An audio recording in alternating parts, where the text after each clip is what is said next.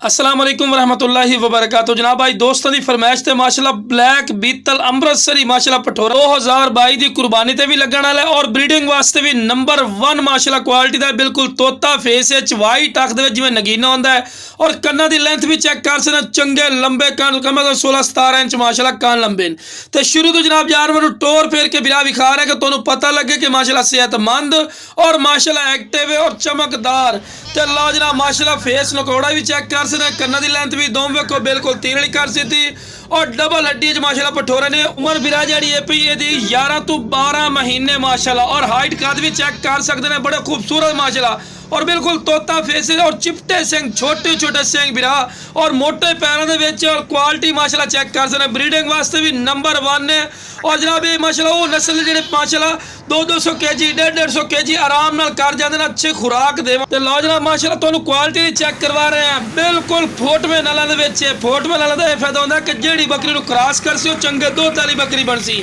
जनाब चेक कर सकते हैं। तो लो जनाब चारा भी खवा के भी खा रहे हैं बिरावां को पता लगे कि माशाल्लाह सेहतमंद और माशाल्लाह एक्टिव भी ने पैर बनने क्योंकि तुहानूं वीडियो बना के भी खावनी है और तेज और माशाल्लाह एक्टिव सोच तो बात है और रेट ही बिल्कुल मकूल और जायज़ मुनासिब। अगर तुम मंडी चले जाओ या किसी अयाली को या किसी और फार्म वाले को पूछो असल जी 50 तो 55 हज़ार रुपये का लेकिन साडा बिल्कुल मकूल रेट हो सी कोई नजायज़ रेट नहीं होता। माशाल्लाह गर्दन की लंबाई भी चेक कर सकते लंबी गर्दन दे विच और कन्न की लेंथ भी चेक कर सकते चंगे लंबे कान तो लो जनाब टोर फेर के फिर भी खा रहे हैं कि बिरावां नूं पता लगे कि सेहतमंद और माशाल्लाह एक्टिव है तो माशाल्लाह चारा भी खवा के भी खा रहे हैं कि तुहानूं लगे ना कि जनाब सेहतमंद अच्छी तरह इसकी परवरिश कर सो पाल सो इंशाल्लाह लखां वाली चीज़ ने अगर पाल ली सो और प्योर ब्लैक बीतल अमृतसरी माशाल्लाह पठोरा ने और बिल्कुल मुनासिब